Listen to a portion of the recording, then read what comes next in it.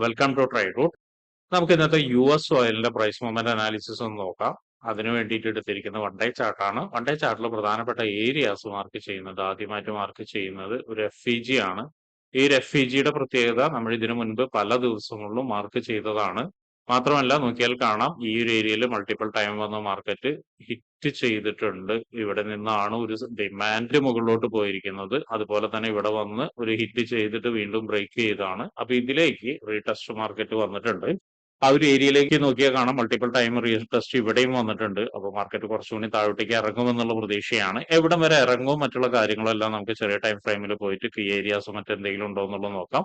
അതിനു മുന്നേ പ്രധാനപ്പെട്ടത് നമ്മൾ മാർക്ക് ചെയ്യുന്ന ഒരു ഏരിയ എന്ന് പറയുന്നത് ഈ ഒരു ക്യാൻഡിലിന്റെ ലോയാണ്. ഈ ഒരു ക്യാൻഡിലിന്റെ ലോ ബ്രേക്ക് ചെയ്യാനുള്ള സാധ്യത വളരെ കൂടുതലാണ്.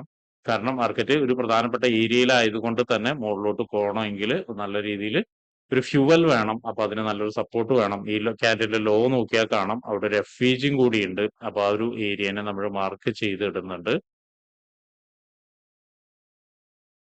ഇനി കുറച്ചുകൂടി താഴോട്ടേക്ക് വരികയാണെങ്കിൽ നമുക്കൊരു സപ്പോർട്ട് ഏരിയ എന്ന് പറയുന്നത് ഈ ക്യാൻഡിലിന്റെ ലോയാണ്. അപ്പൊ അതിനെ നമ്മൾ മാർക്ക് ചെയ്തിടുന്നുണ്ട്. അപ്പൊ ഇത്രയാണ് പ്രധാനപ്പെട്ട ഏരിയാസ് വൺ ഡേ ചാർട്ടിൽ മാർക്ക് ചെയ്തിടുന്നത്. ഇനി നമുക്ക് ചെറിയ ടൈം ഫ്രെയിമിലേക്ക് പോയിട്ട് കുറച്ചും കൂടി ഈ ഏരിയാസ് കണ്ടുപിടിക്കാൻ ശ്രമിക്കാം. അതിനുവേണ്ടി പോകുന്നത് 1 അവറിലേക്കാണ്.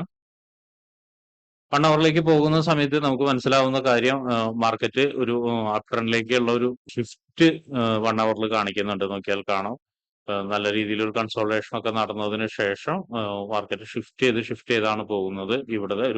ഇവിടെ ഒരു ബ്രേക്ക് നടന്നിട്ടുണ്ടായി. ബ്രേക്ക് നടന്ന് താഴോട്ടേക്ക് ഇറങ്ങിയ ഒരു സപ്പോർട്ട് എടുത്ത് കഴിഞ്ഞതിന് ശേഷം ഈ ഒരു ലെവലിന്റെ ഉള്ളിലാണ് മാർക്കറ്റ് ഇപ്പൊ ട്രേഡ് ചെയ്തുകൊണ്ടിരിക്കുന്നത്. അതായത് മൂവ്മെന്റ് നടന്നുകൊണ്ടിരിക്കുന്നത്. അപ്പൊ മാർക്കറ്റ് ഈ ലെവലിൽ നോക്കുന്ന സമയത്ത് കീ ഏരിയാസ് എന്ന് പറയുന്നത് ഈ ഒരു ഏരിയ നല്ലൊരു സപ്പോർട്ട് ഏരിയ ആണ്. നോക്കിയാൽ കാണാം, നല്ല രീതിയിൽ താഴോട്ടേക്ക് ഇറങ്ങിയതിനു ശേഷം വലിയൊരു ഡിമാൻഡ് ഇവിടെ നിന്നിട്ട് ക്രിയേറ്റ് ചെയ്തിട്ടുണ്ട്. അപ്പൊ ആ ഒരു ഏരിയനെ സപ്പോർട്ടായിട്ട് മാർക്ക് ചെയ്ത് ഇടുന്നുണ്ട്. അതുപോലെ തന്നെ നമ്മൾ നേരത്തെ മാർക്ക് ചെയ്ത വൺ ഡേയിലെ ഒരു സപ്പോർട്ട് ഏരിയ അഡ്ജസ്റ്റ് ചെയ്ത് വെക്കുന്നുണ്ട്. ഇനി നേരത്തെ നമ്മൾ വൺ ഡേയിൽ മാർക്ക് ചെയ്ത FEG ഉണ്ട്. FEG അതുപോലെ തന്നെ നിലനിൽക്കുന്നുണ്ട്, വ്യത്യാസങ്ങളൊന്നുമില്ല. പിന്നെ മറ്റൊരു കാര്യമുള്ളത് ഇവിടെ ഒരു റെസിസ്റ്റൻസ് ആണ്. റെസിസ്റ്റൻസും അതുപോലെ തന്നെ നിൽക്കുന്നുണ്ട്. അപ്പൊ ഇത്രയാണ് 1 അവറിലെ പ്രധാനപ്പെട്ട ഏരിയാസ് നമ്മൾ മാർക്ക് ചെയ്തിടുന്നത്. ഇനി നോക്കിയാൽ കാണാം, 1 അവറിൽ ഒരു ട്രെൻഡ് ലൈൻ ഇങ്ങനെ വർക്ക് ആവുന്നുണ്ട്. ആ ഒരു ട്രെൻഡ് ലൈനെ നമ്മൾ മാർക്ക് ചെയ്തിടുന്നുണ്ട്. ഇനി നമുക്ക് 50 മിനിറ്റ്സിലോട്ട് പോയതിനു ശേഷം എന്തെങ്കിലും എൻട്രി സാധ്യതകൾ ഉണ്ടോ എന്നുള്ളത് നോക്കാം. 50 മിനിറ്റ്സിലോട്ട് പോകുന്ന സമയത്ത് എൻട്രി സാധ്യതകളുണ്ട്. ഇപ്പൊ നിൽക്കുന്ന ഏരിയയിൽ നിന്ന്, അതായത് നോക്കിയാൽ കാണാം, മാർക്കറ്റ് ഇങ്ങനെ ഡ്രോപ്പ് ആയി വരികയാണ്. ഈ ഒരു ഹൈനെ ബ്രേക്ക് ചെയ്യാതെ മാർക്കറ്റ് ഡ്രോപ്പ് ആയി താഴോട്ടേക്ക് വരികയാണ്. ഇവിടെ ഒരു ഹൈ ഉണ്ട്, ഈ ഒരു ഹൈ ഉണ്ട്. ഇതിനെ ബ്രേക്ക് ചെയ്യാതെ ഡ്രോപ്പ് ആയി വരികയാണ്. ഇപ്പൊ നിൽക്കുന്ന ഏരിയയിൽ നിന്ന് നമുക്കൊരു സെല്ലിംഗ് ഓപ്പർച്യൂണിറ്റി ഉണ്ട്. ആക്ച്വലി അവിടെ നിന്നൊരു സെല്ലിംഗ് ഓപ്പർച്യൂണിറ്റി വന്നു കഴിഞ്ഞാൽ മാർക്കറ്റ് റീച്ച് ആവാൻ സാധ്യതയുള്ള ഏരിയ എന്ന് പറയുന്ന ഒരു FEG ആണ്. ആ ഒരു FEG വരെ നമുക്കൊരു എൻട്രി സാധ്യത ഉണ്ട്.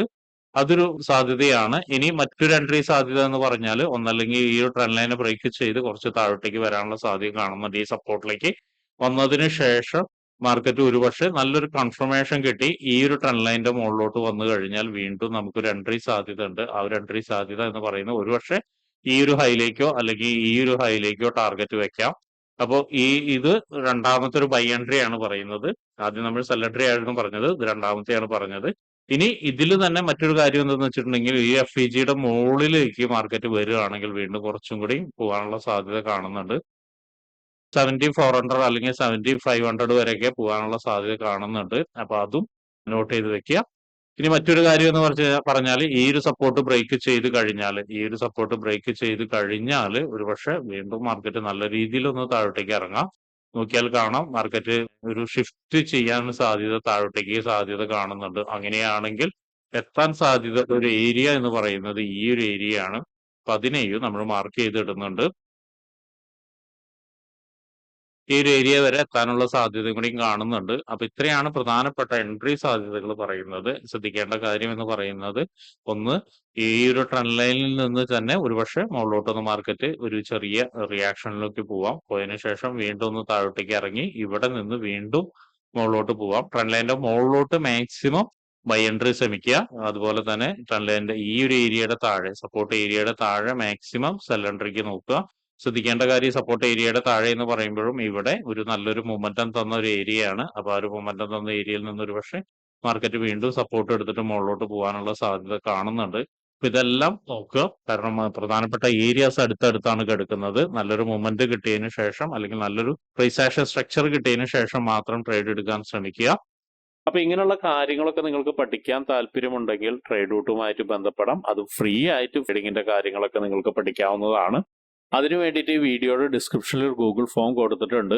ആ ഗൂഗിൾ ഫോം കൃത്യമായി വായിച്ച് അതിലുള്ള കണ്ടീഷൻസ് ഒക്കെ ഓക്കെ ആണെങ്കിൽ മാത്രം ഫിൽ ചെയ്യുക. അതോടൊപ്പം തന്നെ ഡിസ്ക്രിപ്ഷനിലുള്ള വാട്സപ്പ് ചാനലിൽ നിങ്ങൾക്ക് ജോയിൻ ചെയ്യാവുന്നതാണ്. അവിടെ ട്രേഡ് റൂട്ടിന്റെ അപ്ഡേറ്റ്സ് ലഭിക്കുന്നതാണ്. അപ്പൊ എല്ലാവർക്കും ഇന്നൊരു പ്രോഫിറ്റബിൾ ഡേ ആവട്ടെ എന്ന് ആശംസിക്കുന്നു.